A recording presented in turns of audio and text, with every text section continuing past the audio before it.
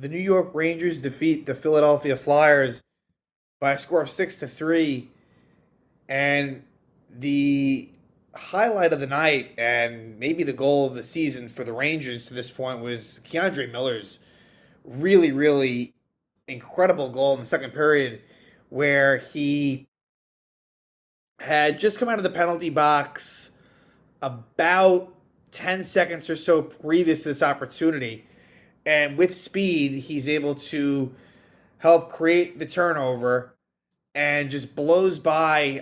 I think it was Travis Sanheim. I think it was Sanheim who took him down from behind. So you're likely looking at a penalty shot, but we'll never know because he actually gets up and scores on a really nice move past Carter Hart. So you don't really see that very often where it was a situation where he's taken down and then he gets up and the whistle, the ref's arm was up.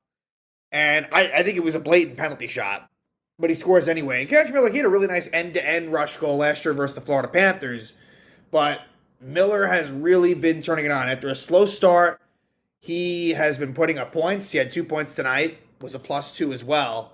And it just seems like Keandre's finding his game, which is good to see. It was a disappointing beginning, but just like the team, he's turning it around, and now the Rangers have a 6-game winning streak. And against the Flyers, who, look, they're not a very good team, but they were coming off a win versus the Devils. In fact, I'm not sure if they had a 2-game winning streak, but, the Flyers, look, it's a divisional opponent. The Rangers only beat them 1-0 in overtime at the Garden. So, and look, this was a close game. It's not like the Rangers blew them out by any means. Rangers' penalty kill was really, you can't lose sight of that. The penalty kill was very good for the Rangers. And Jarl Halak, I still don't really trust him. And the goals that he allows are weak. He did make some good saves, I have to say. There were definitely some challenging ones that he stopped. But Halak, anytime you can win when he's in net, that's really big. So Shesterkin, and my inclination was that this is what they would do. And so now Shesterkin will take on the Chicago Blackhawks. And that is just, that's a game you have to have. The Chicago Blackhawks are now the worst team in the NHL. We talked about the Anaheim Ducks, who beat the Rangers, but now Chicago is the worst team in the National Hockey League, and you have Shesterkin, and I think the Blackhawks have maybe lost 14 of the last 15, and I just want to confirm this really quick, but I think their only win recently was against the Rangers. That was it. They have basically... Yeah, they've been losing a ton of games. Let's see here. 3, 6, 8, 9, 10, 11. Yeah, they've won. They're 1-14. They've won one game and they lost 14 in the last 15 games. And that one win was against the Rangers. You cannot let them beat you again. As good as the Rangers have been, I'm just saying. This is going to be a positive episode. But as good as the Rangers have been, you lose to the Blackhawks, and I'm sorry, but a lot of that goes away. But you'd like to think that they can find a way.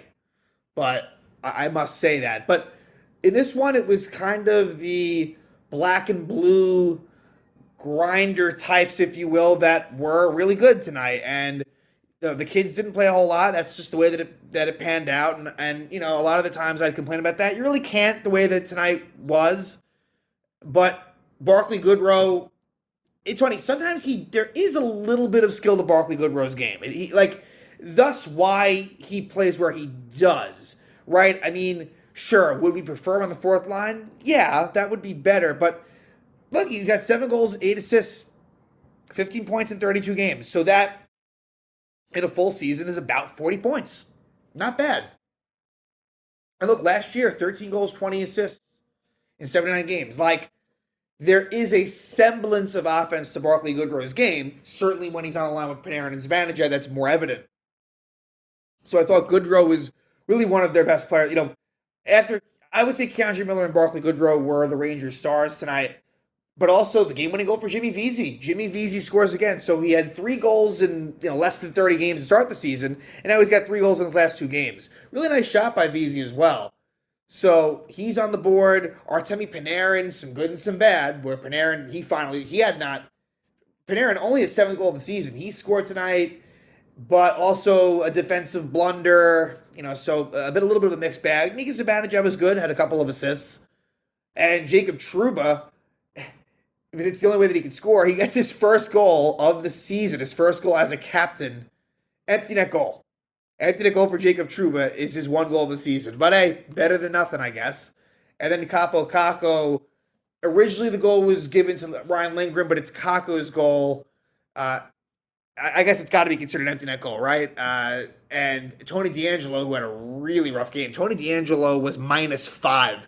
It's kind of funny. DeAngelo has struggled against the Rangers, at least dating back to last year's playoffs, right? I mean, I guess in the regular season there was some success, but in that postseason with the Carolina Hurricanes and now, with the Flyers, -5, just really bad. He, didn't really give Kako a chance to score, and so they award Kako the goal. But I thought the Rangers played pretty well in this one, so let's talk about it. And the Rangers actually were trailing. And before I get into it, there was one lineup change. Julien Gauthier out, Sammy Blais in. What will it be tomorrow? Tough to say. To me, Gauthier deserves to be back in there. I like to think that they wouldn't take Kravtsov out. You gotta let him play a bit. But it's always a possibility. Johnny Brodzinski, not that I think that he would be, but I don't think he's going to be a possibility because I think that if you take him out of the fourth line mix, you got no center. And I don't think they want to move Goodrow. I know they don't want to move Goodrow down.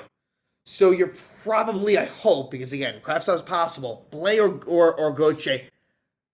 As tough as it is, I would sit Blais against Chicago, but I'm a little bit curious to see what they choose there. I'm not really sure what direction they go. Defensively, they stuck with Ben Harpur, and that's a perfect segue because Ben Harpur, there were some struggles. Again, I don't think that the answer is Hayek or Harpur. I would think that Hayek will be back in there versus the Blackhawks. So I'm kind of certain on that. That's my hunch. Forward-wise, I'm not as sure. But I do think that Gauthier will be back in. So the scratch tonight, Hayek and Gauthier. And Ben Harpur has an opportunity, a really, pretty good chance. He wasn't really that close in. And he rips it way wide. Way, way wide. And it leads to an opportunity for the Flyers the other way, and they score. James Van Riemsdyk scores his 5th goal of the season from Tippett. And so that's a 1-0 Flyer lead right there. John Tortorella healthy scratch Kevin Hayes. I'm not surprised that Torts and Hayes don't get along. We know how Kevin Hayes, we know his style of play. We know what Torts wants. And maybe Hayes will eventually find it. And look, I think his offensive numbers are good, but it was kind of funny. They went with 11. Did they? Yeah, they did. They went with 11 forwards and 7 defensemen. Justin Braun, ironically, was the 7th defenseman. He played less than 5 minutes. So Justin Braun clearly is not really highly regarded by John Tortorella right now. But JVR makes a 1-0 Philly. And then later on, the Rangers do tie it up.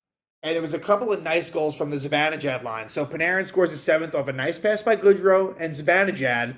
Rangers tied up at 1. Then Adam Fox takes a penalty late in the first as he holds James Van Riemsdyk. But the Rangers do kill it off going into the second period. And in the second, Ben Harpur takes a delay game penalty. So that's 2 strikes against Ben Harpur. So delay a game. Rangers, like I said, PK does a really nice job. But the Flyers had good puck possession, good offensive zone time. And because of that, after the Harpur penalty, the Rangers take another penalty. It's Keandre Miller who cross-checks Travis Sanheim. Well, it's interesting how things work out because, like I said, Keandre Miller comes out of the box and, you know what? That's where I got to give him credit as well for what he did with the Jimmy Vesey goal, the winning goal against the Maple Leafs, where Miller makes a nice poke check, and he did it again. He has a poke check, uses his speed, has a breakaway, gets taken down, gets back up, and scores. Just really one of the best goals on the young season in the NHL. Keandre Miller, his 2nd goal of the year, unassisted. Rangers take a 2-1 lead. Then they take a 3-1 lead. Barclay Goodrow. Really nice pass by Zibanejad and Panarin. So at 12-14, the Rangers take a 3-1 lead. So Goodrow's 7th goal of the season. And I think I saw the stat that for even strength goals, the Rangers leaders, Kreider is number 1 with 9 goals. And then I think Goodrow and Kakko are tied for 2nd with 7. It's not something you'd think, but it's true. And so it's 3-1 Rangers. Then was a really major turn in this game where it looks like Chris Kreider scores. Well, I shouldn't say it looks like he scores, but upon further review, they said that the puck didn't clearly cross the line. It was Fox set him free, breakaway for Kreider, backhand, and it very well might have went in, but there wasn't conclusive evidence. So Rangers almost took a 4-1 lead. But it's all right because the Rangers have a power play. Vinny Trocheck draws the penalty, but Artemi Panarin with just an absolutely stupid, cute, dumb play on the offensive blue line, a little back pass that leads to a 2-on-0, and Scott Lawton puts it past Halak. His 6th goal of the season, unassisted. Panarin, that's the thing that drives me insane. You cannot do that. 3-1 game, and so from what could have been 4-1 on that Kreider no goal, is now the Rangers only being up 3-2, and they don't score on the power play. They get up a short-handed goal, and I give Glenn credit. It wasn't much, but after that happens, Panarin sits, and Hedl takes the spot on the power play. I mean, it was small, but it was something. But nothing happens. We go to the third. Rangers protecting a 3-2 lead, and Jimmy Vesey would eventually be the game-winning goal. So 2 games in a row of game winners for Vesey. A nice shot. His 6th goal of the season from Trocheck.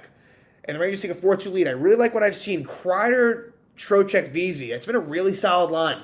Really has been. And in some ways, it really kind of is their second line, and that kid line really is the third. Now, it probably depends on the game. Like, if you're protecting a lead like this game, that's going to be the case. If it's tied or you're trailing, then you might see the kid line a little bit more. But, yeah, it's a middle 6th line and nothing else. Either second or third line, and it's a pretty good one. It really is. It's not what you would have expected, Kreider, Trocheck, Vesey, but it works. But a weak goal by Jarro Halak. Right here, a weak goal, and it's Morgan Frost, his 5th goal of the year from Sanheim and York. And so just like that, it's 4-3. So the Rangers' 2-goal lead doesn't last very long. And then the Rangers do take a penalty late. It's Trocheck slashes Frost at 16:40, but the penalty kill really did such a very good job. And Tortorella probably pulled the goalie a little too soon, and Jacob Trouba, kind of just a prayer shot, scores. It's his 1st goal of the year from Keandre Miller. That's 13 assists for Keandre Miller. Is that true? Wow, Keandre Miller is really putting up points. He's been really scoring a lot of points lately, and that's good to see. So, 5-3 Rangers at this point, and then, like I said, that Kakko goal, empty net, Lindgren. It was almost the 1st goal for Trouba and Lindgren, but they changed it to Kakko. And so the Rangers take a 6-3 lead. They win it by that score, 6-3. It's always good to win when Halak's in net. And, different players, making contributions tonight. Keandre Miller, Barclay Goodrow, Jimmy Vesey. But now, like I said, Rangers go to Chicago. And Rangers are on a 6-game winning streak. The Chicago Blackhawks on the season have a record of 7-18-4. And this was the game where Jacob Trouba, now they didn't win this game, but ever since the Trouba throwing helmet incident, the Rangers have not lost. And so, everything kind of comes full circle, but I do not want the winning streak to end against Chicago. It just shouldn't. Now, look, will they be a team that is hungry for a win? They should be. But at the same time, the Rangers, and I know they're coming off a game against the Flyers, but it's important to win this game. And the Eastern Conference continues to win at a crazy rate. There is no let-up. There is no let-up. You're going to get, in my estimation, at least 2 pretty damn solid teams that would have made it in the West that are not going to make it in the East. Like 2 legitimately good teams. That's just the way that it's going to play out. So, Christmas break is headed soon. They're at Chicago, at Pittsburgh, and then home against the Islanders. So we'll talk more after the Chicago game about those final 2 games. Those are pretty key divisional matchups. But take care of business here. And, and then you got a 7-game winning streak. But for now, it's 6. And the Rangers will feel good about a nice win against the Philadelphia Flyers. They win 6-3. And now they will head for the second game of a back-to-back and take on the Chicago Blackhawks.